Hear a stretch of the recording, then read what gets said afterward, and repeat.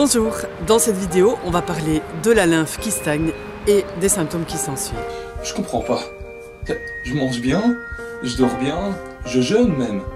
Et je suis enrhumé. Et pourtant, je ne suis pas sorti de ma chambre depuis plus d'un mois. Pourquoi? Alors oui Martin, quand on passe beaucoup de temps à l'intérieur, l'air sec assèche les muqueuses et ça diminue l'efficacité du mucus contre les bactéries et les virus. Mais ce n'est pas tout. On parle souvent de la lymphe, mais c'est quoi la lymphe au juste? En fait, il faut comprendre que chaque cellule, de chaque tissu, de chaque organe de notre corps a trois besoins. De se nourrir, de macro et de micronutriments, de respirer avec de l'oxygène et de rejeter ses déchets. Alors, toutes les cellules de notre corps baignent dans un liquide qu'on appelle le liquide interstitiel. Alors le sang amène les nutriments et l'oxygène jusqu'aux cellules via le liquide interstitiel. Ça va diffuser au travers de la membrane cellulaire. Les cellules vont fonctionner et elles vont rejeter des déchets issus de leur métabolisme, donc de leur activité. Par exemple, le muscle va, en se contractant, va produire de l'acide lactique. Les cellules neuronales, quand vous réfléchissez, vont produire de l'acide phosphorique, etc. Donc vous allez toujours avoir des métabolites de nature acide qui vont être produites en déchets. Alors ces déchets ne peuvent pas retourner tout de suite dans le sang, parce qu'autrement ça ferait varier le pH et ça c'est pas possible.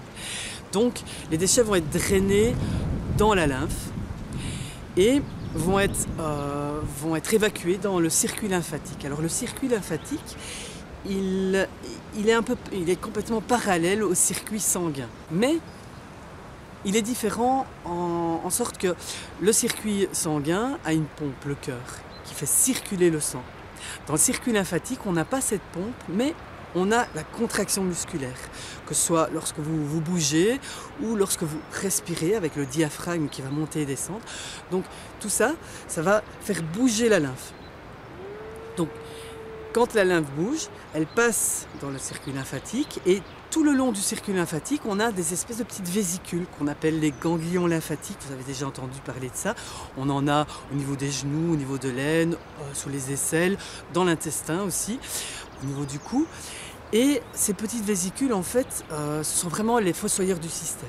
C'est-à-dire qu'il y a plein de petits Pac-Man qui vont venir manger les déchets et les recycler, les neutraliser, pour que ces déchets puissent être évacués par après par le circuit sanguin vers les émonctoires, donc dans les selles, dans l'urine, via la peau ou les poumons.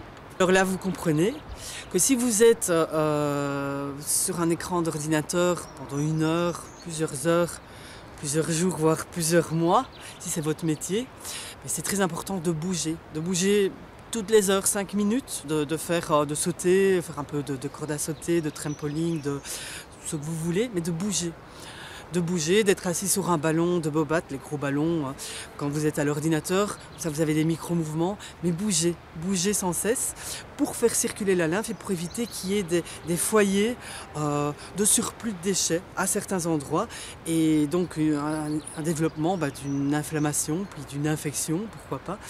Donc bougez.